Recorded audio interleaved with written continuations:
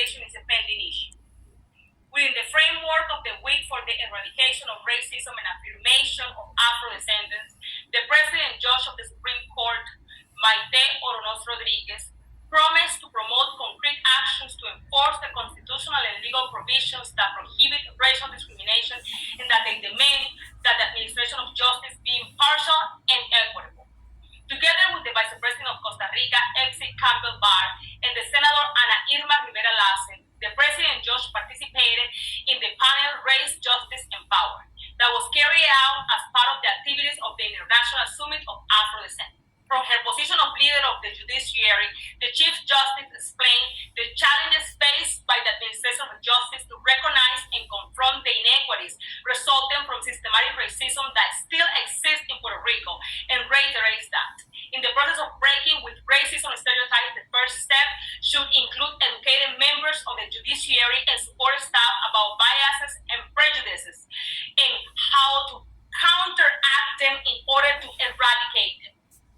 It is a constant, consistent, and forceful discussion and education effort to prevent the judicial system from repeating and replicating the racist attitudes and behaviors that are manifested in society. In addition, should recognize that it's necessary to collect statistics in Puerto Rico to address the problem in its various manifestations. I think the main thing is to do a study on an impact of race on the country's legal system, she said.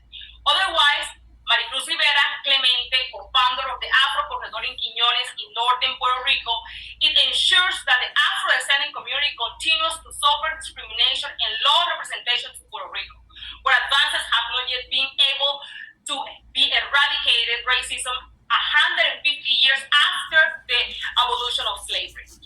Rivera Clemente explained that one of the manifestations of racism on the island is the lack of legal representation in all lines of Puerto Rican society, from public office, position of powers, to the media. This social problem is so evident that in August 2021, the Law 24 was enacted, which designated March 22nd as the week of the eradication of racism and affirmation. I'm gonna pause it for a minute, and this is not white folks. This is the light-skinned Puerto Ricans that don't like the dark-skinned Puerto Ricans. The same thing in the Black American community. Light-skin versus dark-skin.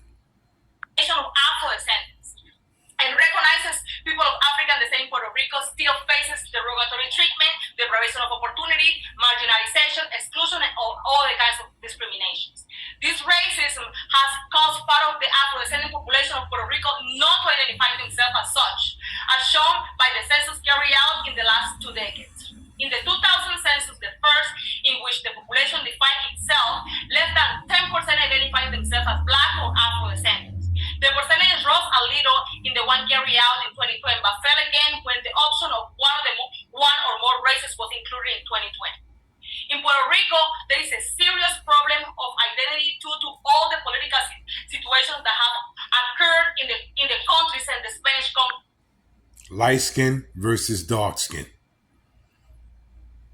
The same thing that happens in the Black American community.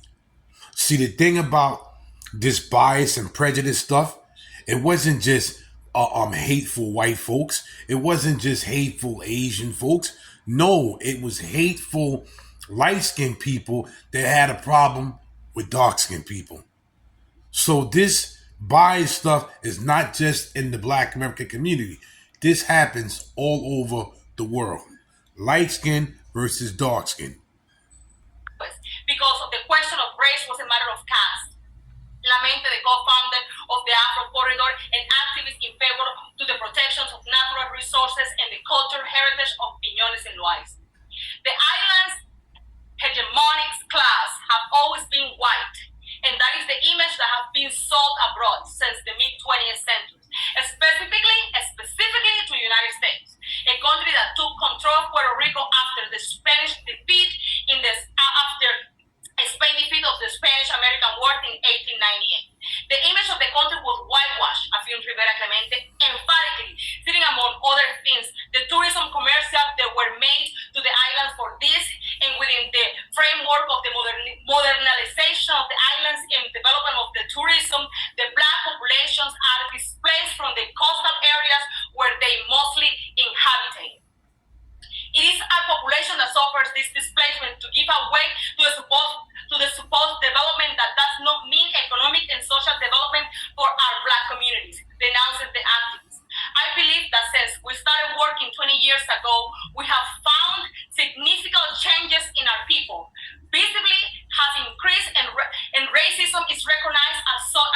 system problem, says the activist. The Law 54 states that racism causes inequities in access to health, education, housing, employment, economic, mobility, leadership positions, among others. A disadvantage suffered by the artist Celso Gonzalez, who, despite being an author of more than 200 works of public art, feels ignored by the institution of and considers the Afro art has traditionally been labeled folklore and craft. It's been very complex to be able to speak face to face in the art world and for expressions to have the validation, for our expressions to have the validation, says Gonzalez, who assured that for Afro-descendants, the challenge is greater and the difference in opportunity. My childhood friend is darker than me. He's Puerto Rican, and he had to go through this with light-skinned Puerto Ricans that lived around the neighborhood back in Yonkers. This is very obvious. What do I have to think about this? What do I have to say? I think it's excellent that the Chief Justice of the Supreme Court is committed to promote concrete actions to enforce the constitutional provisions and law that prohibits racial discrimination. Good for her. Thank you. But with all due respect, I aspire and hope that this commitment to our Afro-descendant brothers and sisters in Puerto Rico are visible and tangible in our black population.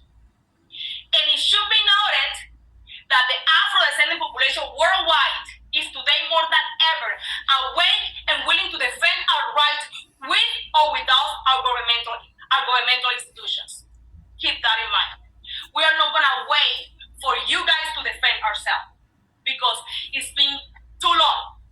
So it's time that not only our Puerto Ricans, Afro-descendants, but all of us around the world to stand up for our rights. And this is when I say that we have to unite today more than any other day. Is today. But we have to think of ourselves as one to be able to overcome all this foolishness of racism and this discrimination and degradation and the provider of our resources. My name is Tudy Barron. You can find me in this platform as Telo with Tudy. You can find me on YouTube as Telo with Tudy. You can find me on Facebook, Instagram, and TikTok as Telo with Tudy. Thank you for watching. Racism in Puerto Rico. Wow. Wow, wow, wow. I remember them days. Like, share, subscribe, and leave a comment. Please leave a comment. Hashtag just us. Take the green pill and go. And to all my Puerto Rican brothers and sisters, I salute you with all the love in the world. This is Big Hawk. Until the next video, I'm Ghost.